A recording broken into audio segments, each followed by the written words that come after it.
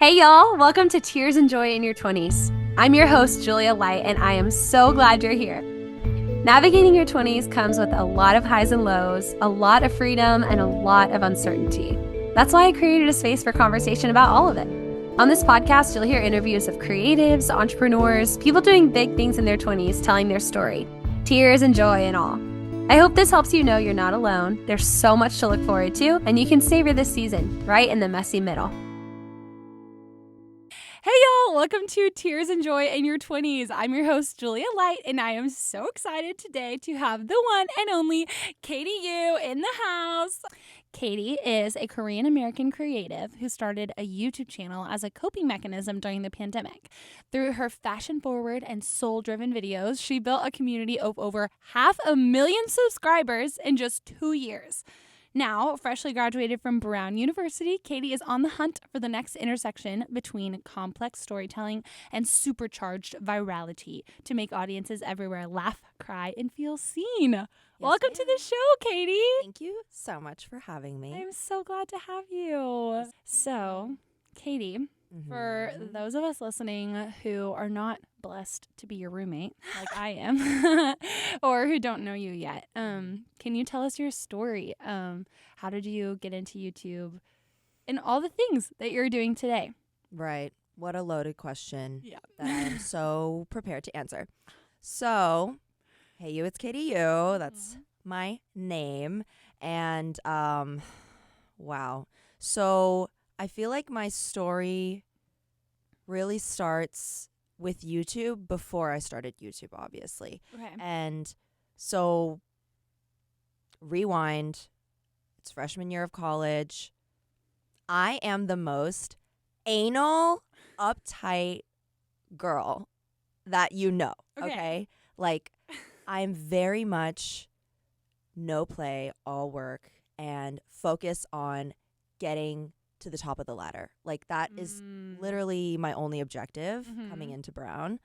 And so I remember sophomore year, I was applying and writing cover letters to 30 plus internships because that internship, like sophomore to junior year, that's the one that defines your career, because then they'll call you back and then you'll get recruited and you'll get a full-time job. So my entire objective was get the best job, get the best internship. So I was breaking my back, totally throwing away my health, applying to all these internships. But then the pandemic happened and we were all sent home. When you were a sophomore? Yes. And I got 30 plus emails saying, thank you for applying, but our internship is not running this summer. And it's crazy because I feel like you would expect me to say I was devastated, but I was actually so happy that the entire world paused and gave me an excuse to run away from everything that I've been building. And I think that was the moment where I realized, like, you cannot live like this. You can't live a life that you're so happy has been put on pause, you know? True. Yeah. So I was very, very relieved that everything got canceled. So then it led to this total vacuum of what do we do with our time? Yeah. And me, like every single other Gen Z person on this earth, tried to go viral on TikTok. Right. Yeah. What else do you do? What else do you During do? the pandemic when you're 20 years old. And I failed miserably. Oh. Like, was doing the renegade, sweating, crying, throwing up in my room. Really? Yes. Oh my And gosh. each video would only get like 2 views. No. I'm not even joking, which is so embarrassing. Like, I feel like you should at least get like 5 views from your friends. Yeah. 2, okay? And I was doing that like every night and literally crying. No. And my mom walks in one night and it's not looking good. I'm like covered in sweat. And she was like, okay, babes, this is not working. Time to throw in the towel. She's like, why don't you try YouTube instead? Which I was like, Mom, you're crazy. YouTube is so much harder. You don't even know. Like, TikTok is what all the kids are doing these days. This is how you get your foot in the door. But I was like, you're right, though. This is not a good look. I should move on. And she had a camera and a mic and stuff from her own, like, creative pursuits. And so I just started using that, and I posted my first vlog, which was like stay at home, Brown University student, day in the life. Okay. Whatever. And I committed to posting 2 videos a week, which is insane. That's a lot. Yeah. I don't know why I did that. I mean, it got me to I'm where I glad was. you did. But and in 6 months, I hit 100K subscribers. Wow. Yeah. And one video took me from almost like 20K to 100K. Like, it blew me up. What video was it? It was what the different college majors would wear if they were people. And it was like me putting on these different clothes and dancing in them, and also telling a story about each of the majors. Oh. And so I think that it was just a combination of storytelling, fashion, dance that the audiences really liked. And I blew up, and then that was all I've been doing ever since. Yeah. And yeah, all throughout college, even when we went back to college, I was like barely going to class. Like, I was doing everything to just get the degree, and the main focus was YouTube. So were you weren't thinking about like any other career post grad at that time? I'd say I was, because everyone around me at Brown was still following that path. Yeah. And so I was like, oh, am I doing the wrong thing? But what I realized was senior year, when I came back and everybody was back on campus, when I started my YouTube career, we were all at home. So the only thing I did was wake up, record, edit, go to sleep, barely do some classes. But then when you come back to campus, like, there's commuting, there's seeing your friends. And I realized that I had to quickly make a choice between pursuing a 9-to-5 and YouTube, because I couldn't even handle like going to class and doing YouTube. And I knew that if I treated like a company job this way, I'd get fired. So I made that choice. And I just took that leap of faith. And you know that saying, that's when you get rid of plan B, that's when plan A starts working out.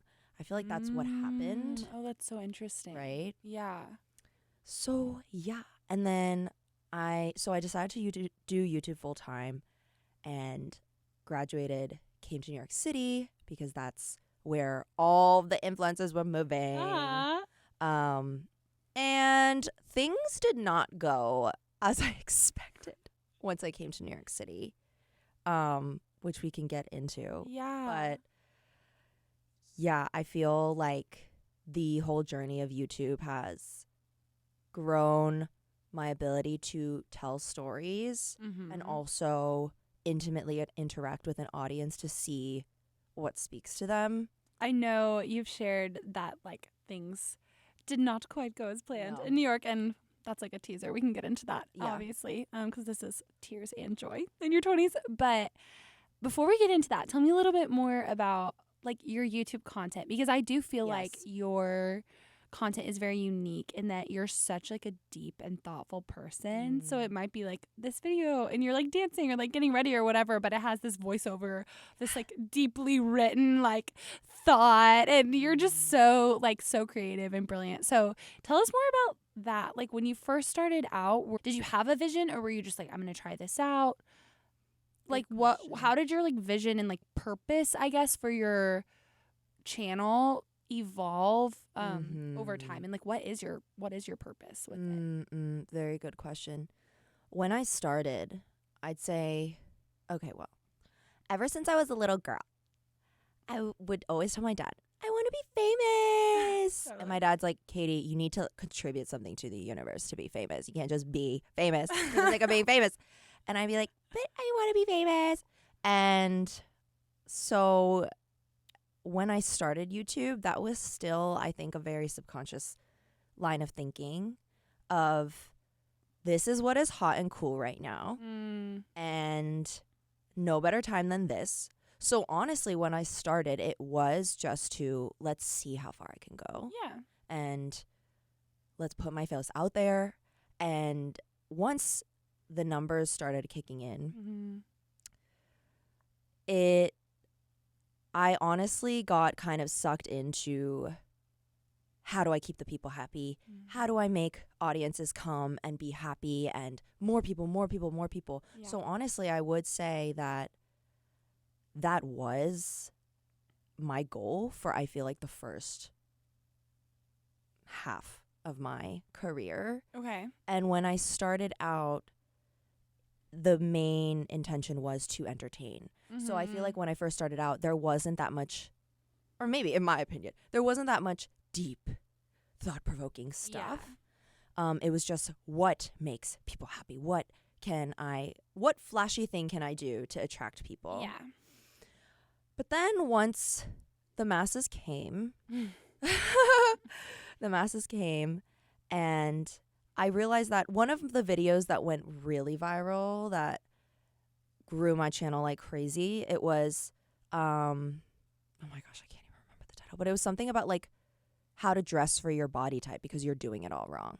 Like I would do these titles that are like, you're doing it wrong. This is how you do it right. Yeah. People are like, well, I want to know. Exactly. Like, what am I doing wrong? Yeah. And that video really emphasized how to focus on your personal silhouette and your personal like coloration, skin tone to really present yourself in the best way, because I, growing up, really struggled with body dysmorphia. Okay. And like I would go to Abercrombie, be like, these models look amazing, get these jeans, and they look terrible on me. And I just was so confused and became so insecure in my body. But then as I became a YouTuber that was doing fashion, I was forced to figure out what silhouettes work for me. And I realized like, oh, every person is different and you need to have your own reference point. And so that video, once it went viral, I kind of realized like, wow, people are struggling with these types of things. This was just one instance of, everyone goes through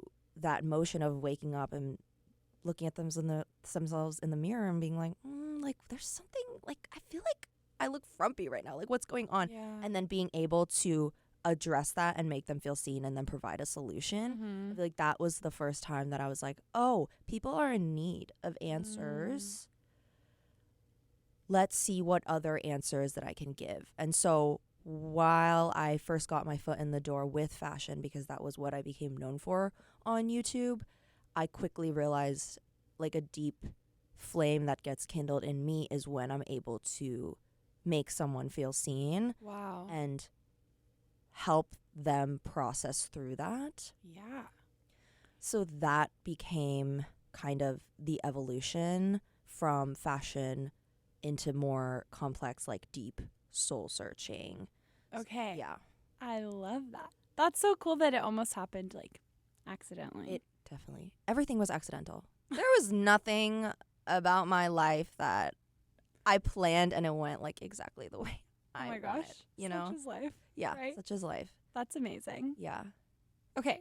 So you've done, this is what, like a year and a half into YouTube that you're starting to be like, okay, I want to talk about like deep soul searching. Yeah. This is around the time of college graduation. Yes. Okay. Because for those listening, we're the same age. We're born one day apart. Which is crazy. Crazy town. That's when we knew we needed to be roommates. Okay. You're at college graduation time. It's 2022. And you're moving to New York. Yeah. What else is like going on in your life? Good question. At that time. So, at that time, around college graduation, was when one of my best friends was like, Katie, you need to come to this gathering that I've been a part of. And she's the type of girl that she sees a flyer and she'll go. What a weirdo. And she was like, this gathering was so interesting. Like, you need to come. And I was like, fine, anything for you. I go. It's a Bible study. Okay. And I grew up in the church, but Jesus never came home with us. So once I got to college and my parents were no longer there to take me to church, I completely went the other way. Okay. And I was like, living my best life, partying, doing all the college things. Yeah. And I started YouTube in that mindset. Right. Okay. So when I went to this Bible study, it was the first time that I was discovering for myself why my parents dragged me to church every Sunday. Like, oh, this is why. Yeah. It was just a type of fellowship that was so intimate it was beyond friendship. Like I wasn't even friends with these girls, but Yeah. we could land in a soft place, cry and pray over each other, and like find actual healing. Wow. And that was the first time that I found myself willingly going to Bible study, willingly going to church for the first time in 4 years. Wow. And I didn't know it back then, but that seed would greatly influence how I view this platform that I was given. Okay. So that was what I graduated college with, of like being reintroduced back to my faith. But at that time, I was still like, I'm not going to surrender everything to you, though, God. Like, my career, I got this. But, like, you're a great friend. This is great. Like, I feel great. Yeah. Then I moved to New York City. And unlike a lot of people that come here, I was not one of those girls that was like, I've always wanted to live here. It was just kind of, I flowed into it. Yeah. And I felt like it was very much an accident, but I'm still figuring out, like, okay, God definitely had a reason. I'm still figuring that out. Yeah. But once I got here, I still was coming with the intention of, I'm going to conquer this city. Like, I'm going to come here and I'm going to dominate. Because I've done that before and I could do it again. A And very that's, cocky mentality. Why people move to New York. Yes. So I came. And it was great at first. And I was going to all these influencer events and meeting all these creators that I've been looking up to for years. Like, it was crazy that I was in the same room as these people that I worshipped, basically. Yeah. And things quickly unraveled because once you graduate college, there's no finish line. It's like whatever you want, bro. It's so disorienting. It's very disorienting. Yeah. So without the student backbone to like kind of put a stake in my identity of like, I'm a student and I also have this amazing thing.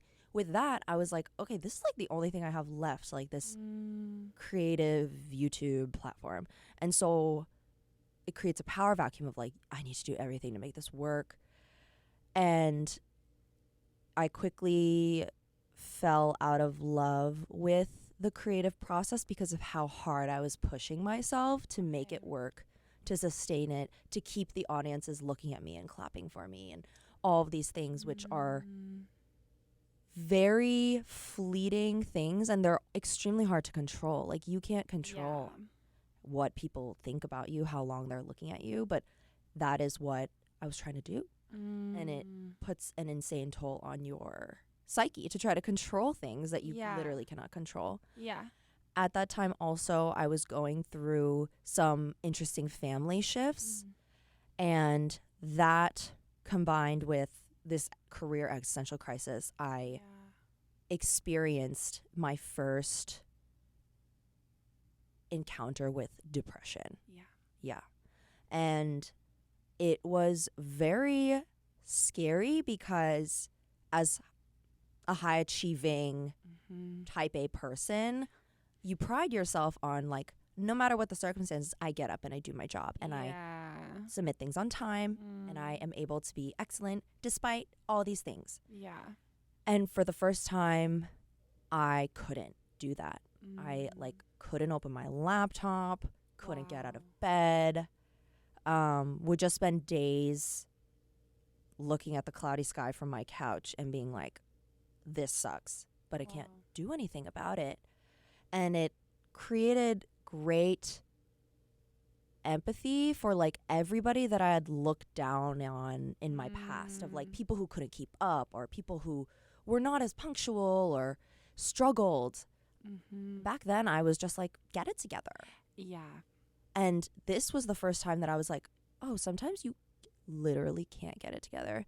And your mind and your soul is not even under your own control almost. I was like, oh, this is where you need to focus your identity on something that is not you, because yourself is so unreliable. Yeah. Okay. So like, I can imagine with all the things you were saying before of like, I am my career. Like, I am a high achiever. I'm going to conquer New York. Exactly. Being hit with this season where you're like, if your identity had been in those things, how did that impact? Do you think that probably led like more to that season, having that like identity? And then like, how did that change? Or like, how did that season, because it's not like I just changed my thinking and now I'm all better. Exactly. Like, what was the process like processing all of that and then like moving on into like whatever was next? Right. I do think that because I'd gotten to such a high pedestal, the fall was that much harsher. So I do think that because of all this idolization of achievement and success and excellence and also validation, because being a creator with a certain subscriber count, like, yes, you pride yourself on the fact that you are being watched by that many people. At least that was the case for me. I was like, I'm important. And so all of those things I do think set me up for a great humbling. Okay. And once I got to the city, and I truly believe that God used my depression to humble me. So I was in like deep depression for I'd say 3 months where I couldn't work. So I ended up taking the first 5 months off in 2023. Okay. Not working, which is illegal to me, like illegal to my workaholic self. Yeah. And so how I started processing the transition of values was first pruning away everything that I held dear, which God did. Yeah. I did not do it because I did not want to do it. Right. But like what things? Right. First, I believe that my relationships with my family, because in college you spend time away from your family. So you kind of just like exist in two little bubbles, right? But the security that my family provided me, and like as a kid, as a child of immigrants, as any child, I feel like there is this great desire to please your parents and to everything that you do, you want them to be like, great job, like you're on the right path. But absolutely, as many people grow up and discover like that your parents' dreams for you are different from your dreams, and separating that and kind of having to be okay with my parents, like me not getting the applause of my parents. Okay. Yeah. Was I had to like let go of that drug, of like, I'm going to stop. Also, having to stop work, having to stop making YouTube videos, that forced me to let go of my identity in career, my identity in achievement, because I literally did the stupidest thing that a YouTuber could do, which is take a break. But it wasn't stupid for you. It wasn't. And I bet even just having that, like, not having the like little mini dopamine hits of like, this video hit this benchmark, or like this person commented this really nice thing, like all of that probably goes away when you stop posting. Yes, a detox. Such a detox. Dopamine detox. Yeah, and also just the ability to have joy, like that was pruned away in this. And I truly, for the first time, experienced what it means to be brokenhearted and what it means to be poor in spirit, as they say. Okay. And so I literally didn't know who I was. Like everything that what my parents think of me, what I think of me, what I do, those were all just erased. So it allowed for a really blank slate for the Lord to come in and be like, yeah, all you got is me, honey. honey, like all of this, I gave you this, but I can take it away.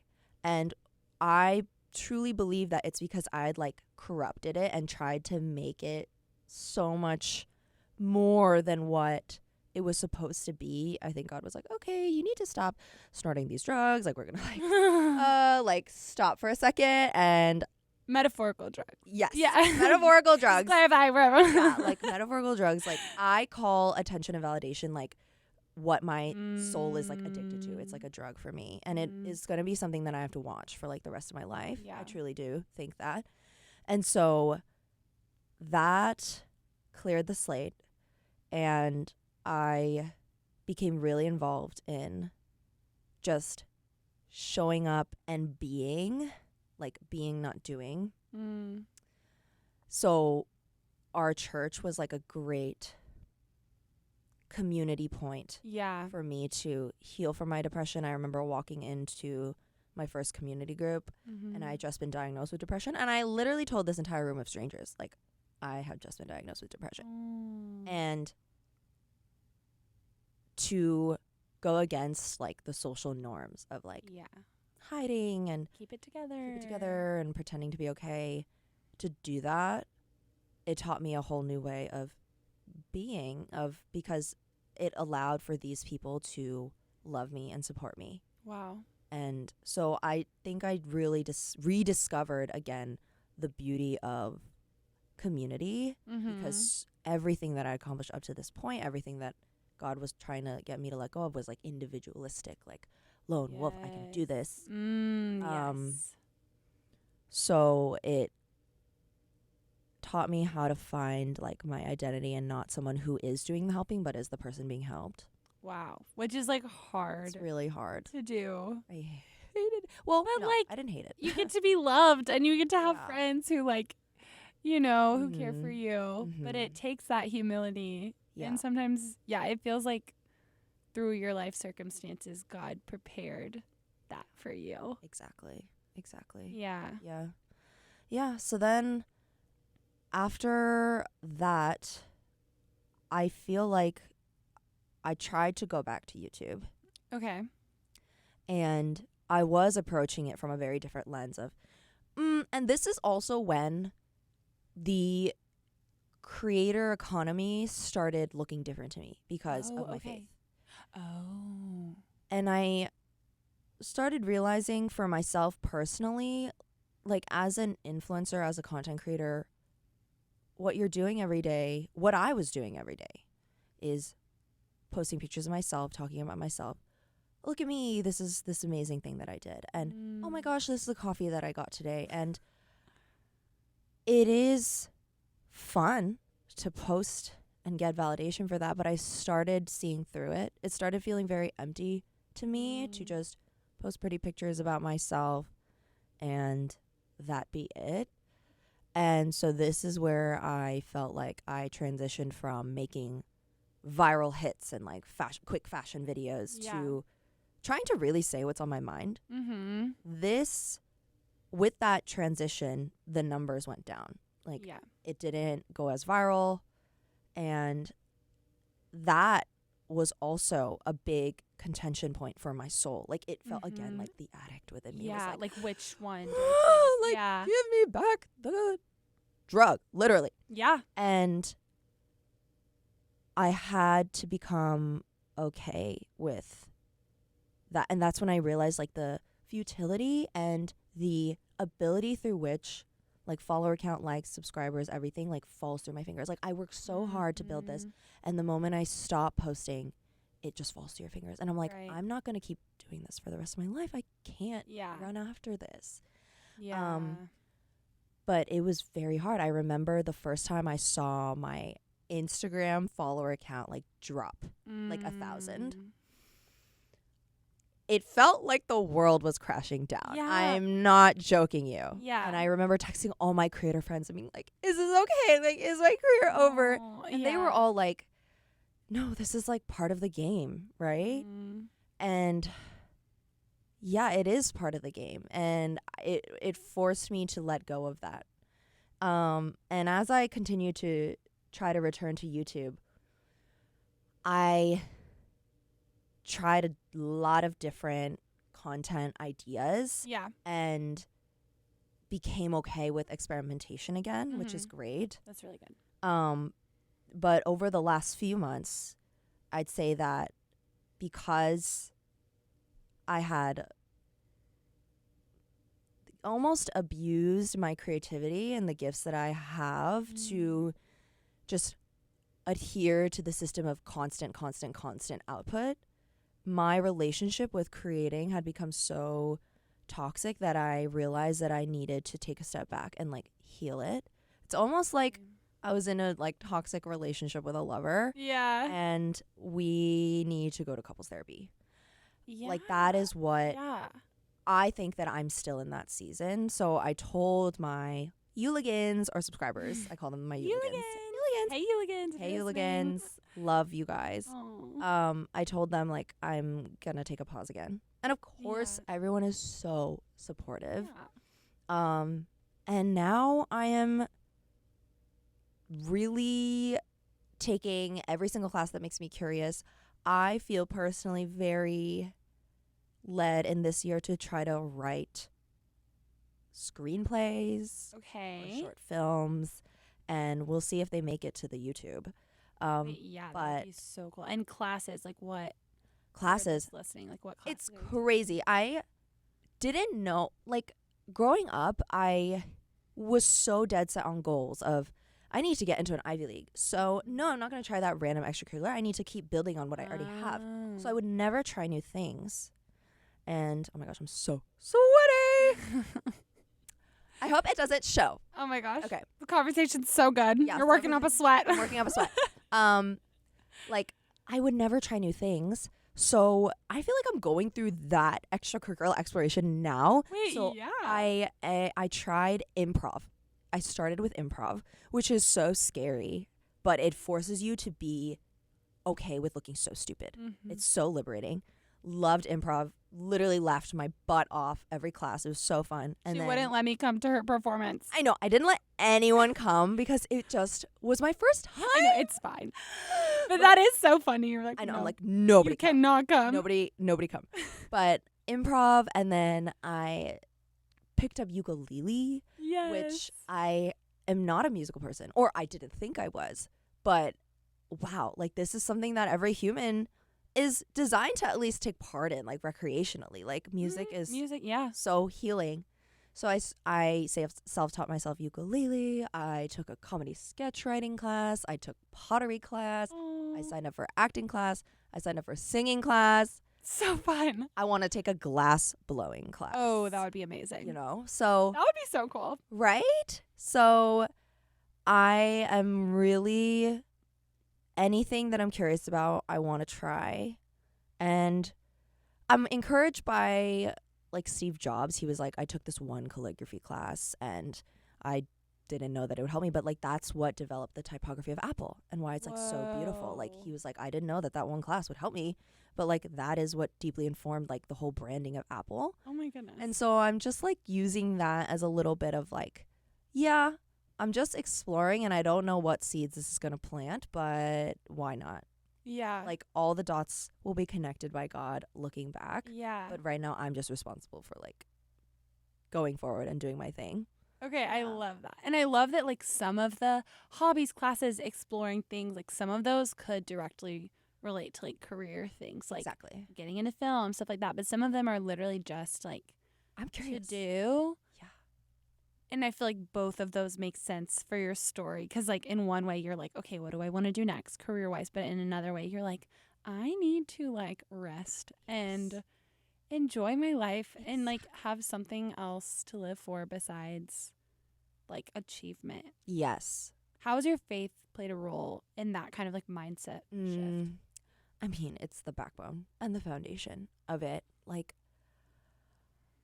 I was telling a friend the other day, we were talking about what has God been teaching you, which is a very big question. And I feel like God has been teaching me how to surrender my plan. Okay. And let him do the planning. And because I think old version of me would have been like, okay, we're going to do 2 classes every week. and we are going to like advance to this level by March, and then we're gonna boost up the level and da-da-da, and then that will all play a role to create this project by this date. Yeah. And that has what has led me to burnout time and time again with cheerleading first in my high school days. Like I worked so hard at it that I hated it and had to quit. And then with YouTube in one way, like I burned out so fast because I tried to accelerate past everyone else too fast. Yeah. And so my biggest like plea to God, which I know he will honor, is like, please don't let me burn out of the things I love again. Like, please help me not fall out of love again. Yeah. With the gifts you have given me. Yeah. And I think that what he's teaching me is like, in order to do that, you have to pace yourself. Yeah. And you can't push yourself to the brink of breaking every time. And so it's really caused me to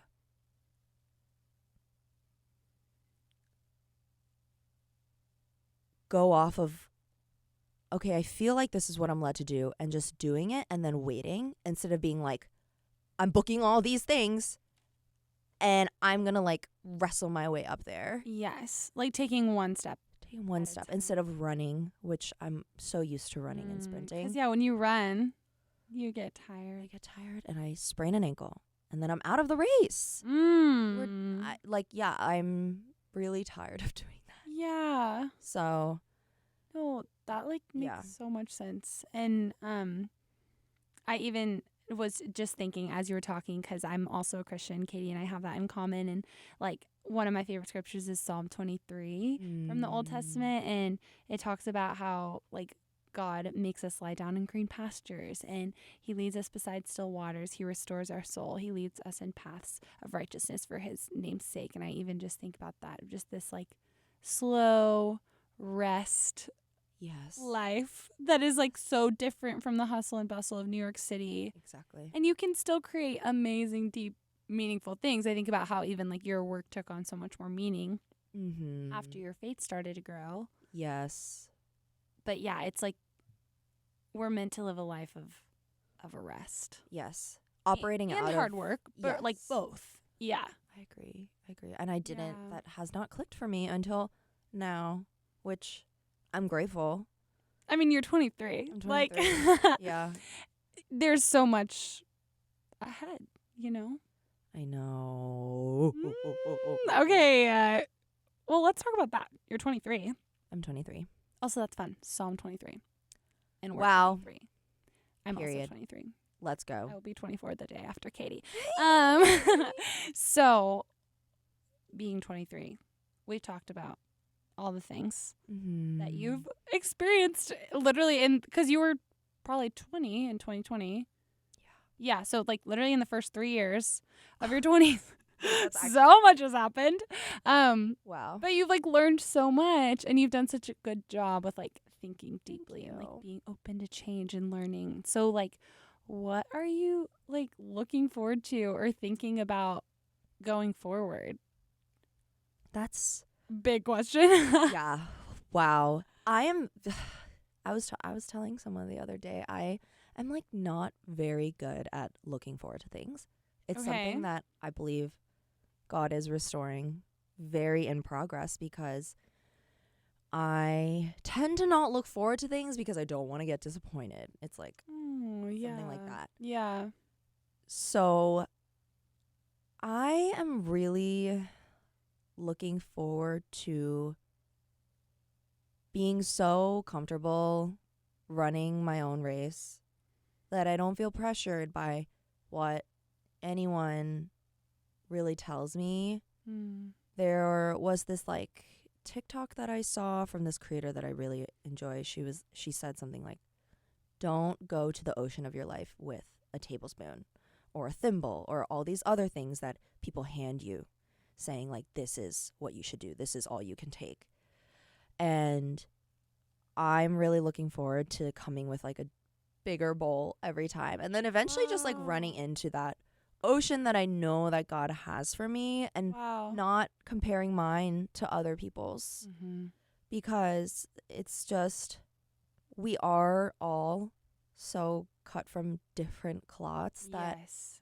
you cannot compare like your calling and your unique like place in history with someone else's. So true. And I think that that is something that I'm just really, really excited to continue growing in, where it becomes something that not that I just say to try to remind myself, but like a true belief. And I feel like there's so many older people that I run into, and they're just a lot more secure because they know like this is the life I've lived and like this is what I'm responsible for. And I'm just excited to go through the nitty-gritty steps of learning that in my own way. Yeah. I love that. I love that. And like that is something to look forward to for anyone in their 20s, because it's like, we are young. And even if you've accomplished a ton in your 20s, or like there's people our age who have done way more crazy things, you know, but like there's so much to look forward to. And I just think about like, I don't know where I read this, some like formation book, I don't know, but it's just like the idea of like, who are you becoming based on what you're doing now? And I feel like you have seen like who you were becoming based on what you were doing before, like running yourself into the ground for success, for your dreams, for whatever. Or maybe like even, I don't know, you may have been like, oh, is this really my dream? Or is this just like what was like next, you know, in front of me? But now you get to see like, okay, who am I becoming by like taking time to figure out what I want to do next, and enjoying and being deeply rooted in community, growing in my faith to build that foundation. Like now you're becoming like somebody else, a really peaceful and established adult. Oh, thank you. You are. I received that. Yes. I received that. That's a really good point. And what we're talking about right now reminds me of a conversation that I had with my therapist this past week. I was like, I don't know what it was. I experienced this like thing that we're trying to fix right now in my life of like running ourselves into the ground. I kind of experienced that again for the first time in the new year I just decided to be like, okay, it's the new year. I'm going to like boost my dance class level. Yeah. And I went to like a dance class that was like hard. Yeah. Really hard. Yeah. And I walked into counseling with that in my mind of like, I am so scared because I associate hard work with burning out. I was like, to my therapist, I was like, I'm so scared of like ruining this thing that I love, which is dance. And she brought up the concept of being secure, like in something, not just like what level you are, where you're going. And she brought up like a lot of people in the public eye, like many people, like athletes or like artists like Taylor Swift. Like first you start out and you're like trying so hard to please the masses. And then at a certain point in their career, they're like, wait, nothing works. Like nothing works to like satisfy everything. Yeah. So they become very secure in themselves. And for me, that is identity as a daughter in Christ. And at this moment, and I said this to her, my therapist, I was like, that doesn't have enough weight in my mind. Like being a daughter in Christ, I'm like, okay, that doesn't, like, I don't. Yeah, it can sound like just like like a little slogan. Yeah. And so I'm really looking forward to, and this is something I've directly asked God of like, show me how important and priceless it is to be a daughter in Christ, like to be a child of God. Yeah, it's so priceless. Which every person on this earth is. Like, show me that. Because that is like where I'm going to be the most secure. Absolutely. So I'm really looking forward to that. I don't know how. Yay. I don't know how he's going to do that, but he's gonna. Yes. Yeah. Absolutely. We'll answer that prayer. That is so cool. And what you were saying about like, hold on, I'm Googling a quote that you shared with me. I think I know what quote you're talking about. Like you were talking about how, the C.S. Lewis one. You were talking about how it's like, after a while you realize you can't like please everyone. Like I was going round and round with Katie about this podcast, LOL, like full circle now we're here. Moment. But like she shared this quote with me that I thought was really helpful. It says, even in literature and art, no man who bothers about originality will ever be original. Whereas if you simply try to tell the truth without caring twopence how often it has been told before, you will 9 times out of 10 become original without ever having noticed it. And I think that's so true. Yeah. Like what you're talking about. Yeah. Like, just stop aspiring to be something you're not. Yeah, and as creatives, that's really hard because so much of like being an artist is like, you know, it's not like you're like a baker of like everyone needs to eat bread, you know, and like so they're gonna buy it because they're hungry. Like, and obviously with baker, that's like an art too now. But like I'm thinking of like back in the day. Yeah. But you know what I mean? Of like, as an artist, it's like people it has to like touch their soul or like there's a lot of pressure. Song or like entertain them. But I think like just seeing people, no matter what we create, like seeing just people who are like fully alive and like telling their story and yes, with their whole chest. Yeah, that's just like the most encouraging thing, and again something to look forward to just as you get older and like learn more and grow. Okay, I love this conversation so much. We're talking about like dreams for the future, how we got to where we are today at the ripe age of 23. But what, like, I know it's this season, I feel like for me, being in your 20s is so weird because on one hand, like a lot of us who went to college, like you were just in college, you're like starting your career. I've also had like lots of changes in my career in the early 20s, which I'll talk about someday on the podcast. But it can be easy to be like so future focused or just like the present feels very fleeting because it's like I'm just getting started on what I want to do. So like I'm not going to be here for long probably. But how do you find joy in this season? Like I know you've talked about your hobbies, but like what is like bringing you joy right now? Oh my gosh. It is amazing what the great place of Central Park will do for your soul. Yeah. It is my favorite place in New York City. Me too. I used to say the world. It's mine in the world, I think. Okay, cool. We're on the same page. Yeah. But people would look at me crazy when I would say that. They're like, the world? Like, are you serious? And I'm like, well, pretty sure. This is my world right now. Literally. The difference between a day where I don't go to the park and a difference where I do is night and day. Yeah. And when I go to the park, I don't listen to music. I just walk. Wow. And so I'm able to really stop and examine the wildlife. Like I will stare at a hawk for 20 minutes until it flies away. I will observe squirrels fighting and being like, oh, like what's the history here? Like I wonder what their relationship to each other is. Like, and it puts me back in my place of like, I am so small.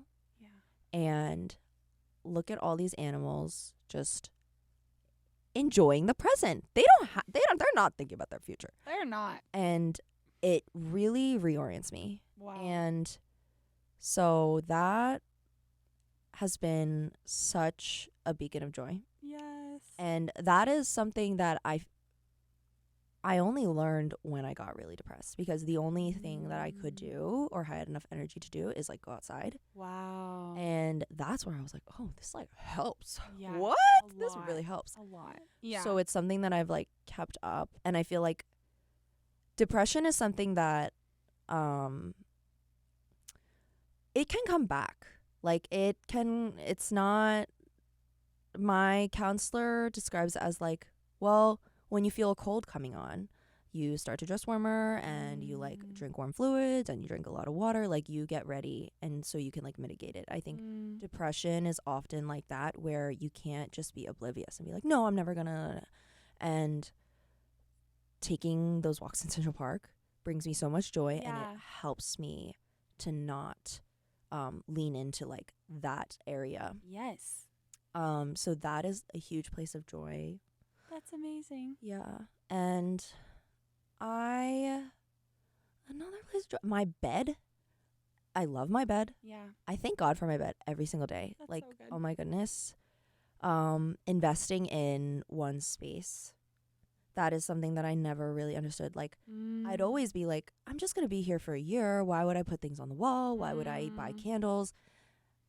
What they're saying is true. Like, what anything that's mainstream is because it works. Like buying candles works. It brings you a little bit of joy every time you light it. Yeah. So little things that you think you're too important for, or you think like, no, I can do without it. Like I am rushing so fast through this. Like I don't need what all these people say that I need. Like, no, like learning to honor yourself with these little gifts and trinkets. To like enjoy home. Enjoy life, enjoy the mundane moments has been revolutionary for me. Oh my gosh. Yeah. That's a word. Is it? Okay, I cool. love that. It's just true. Like, It's so true. yeah. So many of the things that we get to enjoy are things that might seem like frivolous and unnecessary. Frivolous. But it's not like expensive things. No. It's not like, oh, I just need this like YSL bag. $1,000 ring. Like, yeah, it's like a walk is free and like a candle is $10. Like, you know, but it's just the things that it's like you're building like rhythms of a life that is just joyful. Yeah. And if we don't do it now, we will never get into the habit of doing that when there are a million other things on our plate. that is So true. yeah. Learning to rest now, I imagine, will be very helpful in the long run. Very, very helpful. Okay, to close us out, what is a word of encouragement that you have for someone who might be in a similar season of like in their 20s, figuring out what they want to do? Maybe they feel burnout, maybe they're dealing with depression, like anything along those lines. Do you have a word of encouragement or something that you would say to like yourself a year ago? Wow. What would I have wanted to hear a year ago? For people going through the very universal yet specific confusions of literally not knowing what the point is. There is a point to why you're here, and there is a purpose for why you are alive and existing in this time, in this age, on this day. True. Like nothing is an accident. And for anyone struggling, I want to tell you that it gets better, but you have to keep going or else it's not going to get better. I also feel that for our generation, for Gen Z, for 20-somethings right now, there is this big feeling of pointlessness and uncertainty of like, well, we're all going to die anyways. And the world is a mess. So I'm just going to put my head down and survive and try to find my best self and keep going. And even as we try to encourage ourselves like that, like you see all these coping mechanisms in social media, like there is this level of solidarity of like, yeah, the world is crappy, but like we got this, right? Like we're just going to do whatever we want, right? I can feel the unsatisfaction of like subconsciously we know that that is not all there is. Like we're hoping that there's a better answer.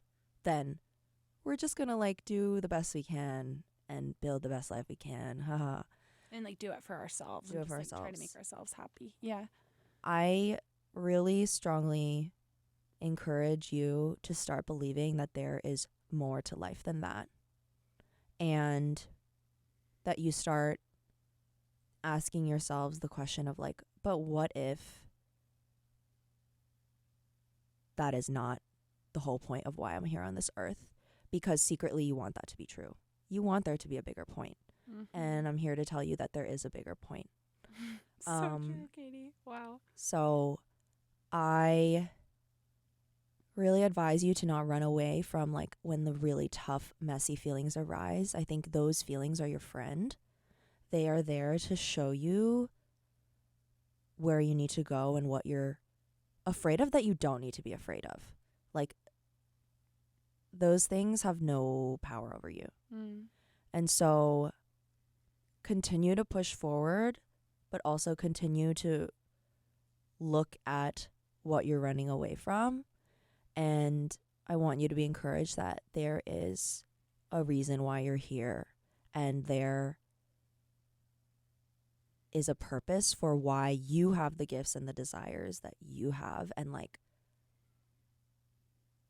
there's a whole calling there and a whole community and people that you're going to fall in love with to touch the lives of. You have so much to look forward to. And so your existence here is not pointless, and we are here, and we're going to do our best to redeem this world. Yeah. Yeah. Like we can do that. I love that. Yeah. Wow. You're awesome. Oh my gosh, thank you. Yeah. You just have so much wisdom, so much to share. Thank you for sharing your heart with us and your story. Just, yeah, there's so much power in sharing our stories. So thank you for being here today. If you guys are not already Euligans, following along with Kaiti on social media, you can find her on YouTube, Instagram. Yes. TikTok. Yes. Anywhere else? I think that's it. Just look up Kaiti U. She spells it Kaiti. Yes. Because she's very cool. Thank you guys so much for tuning in, and we will see you next week. Thanks so much, Kaiti. Thank you. Love you guys.